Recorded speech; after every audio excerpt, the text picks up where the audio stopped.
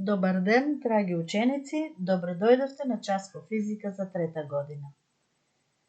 Јас сум наставник по физика Рамона Панорова од Средното општинско училиште Јосиф Јосифовски од Гевгелија.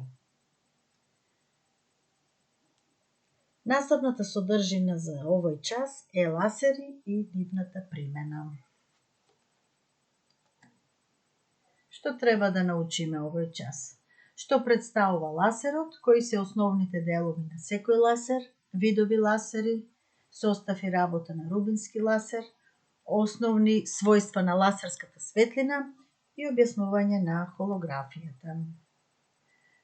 Најпрво да се потсетиме на кои начини се остваруваат енергетските премени во еден квантно-механички систем, апсорбцијата, спонтана емисија и стимулираната емисија. Ако за квантно-механички систем разгледуваме еден атом, тогаш линиите ЕМ и Н од сликите представуваат енергетски нивои. Основна квантна состојба имаме кога повеќе електрони се наоѓаат во повисоко енергетско ниво ЕМ, односно пониско. На сликата под А се случува апсорбција на енергија, еден електрон апсорбира еден квант енергија H по F и преминува на повисоко енергетско ниво ЕН. Под Б не останува долго време, напротив, за 10 на минус 8 секунди се враќа назад и ослободува енергија од квант H по F. Таа појава на сликата се вика спонтана емисија, а на сликата под В да објасниме стимулираната емисија. Таа се случува ако имаме атом со инверзна населеност, тоест обратна населеност. Значи, поголем број електрони се наоѓаат на N нивото, односно на повисоко енергетско ниво. Потоа настанува заемодејство меѓу упадниот фотон и електронот. Тогаш електронот е стимулиран да падне на пониско енергетско ниво и емитира фотон од H по F. Бидејќи стимулираната емисија може да ја предизвика само фотон со енергија H по F, се добиваат два фотона кои имаат еднаква бранова должина, фаза и насока на простирање. Значи, тие се кохерентни. Инверзната населеност се постигнува со додавање енергија од надвор, електромагнетно зрачење, топлина, електроионизација. И средината со инверзна населеност се вика активна средина. Таква стимулирана емисија на кохерентно зрачење се остварува кај квантните генератори. Ласерите се оптички квантни генератори на монохроматски и кохерентни бранови на светлина, добиена со помош на стимулирана емисија. Името е кратенка од точниот англиски назив и значи засилување на светлината со стимулирана емисија на зрачење. Првиот ласер е рубински, конструиран 1960 година од американскиот физичар Мејман. Кои се основните делови на секој ласер? Прво, работната средина или активна средина, тоа е средина со инверзна населеност. Потоа систем за побудување на атомите, па оптички резонатор кој се користи за одделување сноп фотони во избрана насока и за формирање кохерентен светлински сноп со определена бранова должина. И систем за ладење. Еве ги главните делови.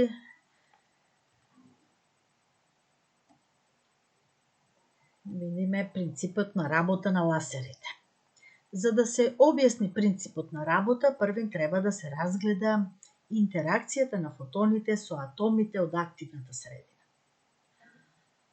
Ако фотоните имаат фреквенција еднаква со фреквенцијата на премините од повисока во пониска квантна состојба, се емитираат два фотона, кохерентни со упадниот, и се движат во иста насока. Тие два фотона заемодействуваат со следни два електрона и се добиваат 4 фотони со иста насока и фреквенција. На тој начин бројот на фотоните се мултиплицира. За да се зголеми интензитетот на ласерското зрачење, интеракцијата се одвива во простор на оптички резонатор. Тоа е систем од две огледала, O1 и O2, од кои едното е полупропусливо, а другото е 100% рефлектирачко. Ако растојанието меѓу двете огледала е цел број бранови должини на фотоните, се создава стоен бран, кој по повеќе кратна рефлексија од огледалата има насока со оската на активната средина. Дел од фотонската лавина излегува од полупропусливото огледало, а дел се рефлектира. Кога лавината фотони ќе дојде до огледалото O1, се враќа паралелно со O2 и така интензитетот се зголемува.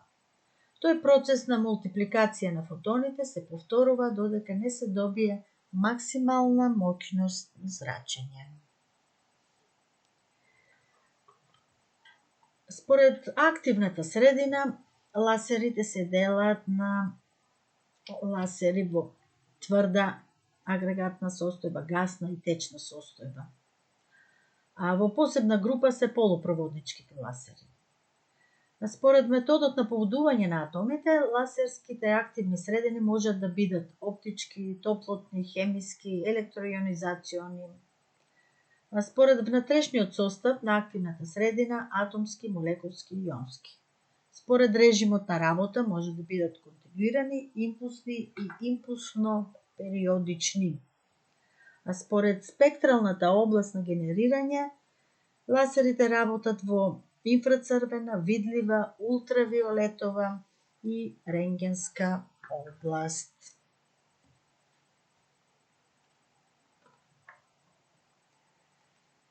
Имаме состав и работа на рубинскиот ласер. Кај рубинскиот ласер, активната средина е вештачки кристал на рубин, алуминиум оксид, со примеси на хром оксид околу 0,05%. Кристалот се изработува во облик на цилиндар, со строго паралелни и посребрени основи, нормални на оската, а нивното растојание ја определува должината на оптичкиот резонатор. Инверзната населеност кај рубинскиот ласер се постигнува со ксенонска ламба или флеш ламба, која е обвиткана околу кристалот. Со импулс од 0,1 милисекунда, повеќето хромни иони преминуваат на повисоко ниво E3. Таму остануваат 10 на минус 8 секунди. Потоа преминуваат на ниво E2, каде остануваат подолго време 10 на минус 3 секунди. За тој временски интервал во активната средина се остварува инверзна населеност. Секој фотон со енергија H по F, создаден при спонтан премин од E2 на E1, предизвикува стимулиран премин од E2 во основната E1 состојба со емисија на нов фотон со иста енергија H по F. Од тие два фотона, секој може да предизвика стимулирана премин. При стимулираниот премин се емитира светлина со две блиски бранови должини ламда 1 и ламда 2. Основните својства на ласерите имаме временска и просторна кохерентност, висока монохроматичност, мала дивергентност, голем интензитет, лесно фокусирање на мали површини и затоа има голема примена ласерската светлина. Поради големата кохерентност, ласерската светлина е погодна и за модулација на радиобрановите. Методот за добивање на просторен лик на предметот кој се заснова на интерференција и дифракција на светлината се вика холографија. При тоа се запишува амплитудата, фреквенцијата и фазата на светлинските бранови на фотоплоча од ситно зрнеста и дебело слојна емузија или некој монокристал. Интерферентната слика се вика холограм. Се одвива во две етапи. Прво, ласерскиот сноп се насочува кон полупропусливо огледало. Снопот 1 се дели на два дела. Снопот 2 е референтен бран, по поминувањето низ полупропусливото огледало М, паѓа директно на фотоплочата FP. Снопот 3, предметен бран, го осветлува предметот P и се рефлектира од него. Двата кохерентни брана на фотоплочата се суперпонираат со константна фазна разлика и интерферираат. При втората етапа, лазерската светлина, дифрактирајќи низ холограмот, создава лик на предметот. Ликот може да се гледа од различни положби. Тој е тродимензионален. Освен имагинарниот лик LI, се добива и реален лик LR на предметот. Имагинарниот е идентичен со предметот, а реалниот е огледално симетричен на него. Простирањето на ултразвучните бранови во тврди и течни средини овозможува добивање на тродимензионална слика на предмети кои не се гледаат. Методот на холографско запишување наоѓа примена во многу научни области, па и во медицината и информатиката. Холографијата е една од примесите на лазерските зраци. Другите примени се во медицината, во хируршки ножеви, операции на очи, па имаме козметики, имаме мерење на големи растојанија во астрономијата, постојат оптички кабли, имаме режење на тврди метали, имаме компјутерска техника и така натаму. Ви благодарам на вниманието.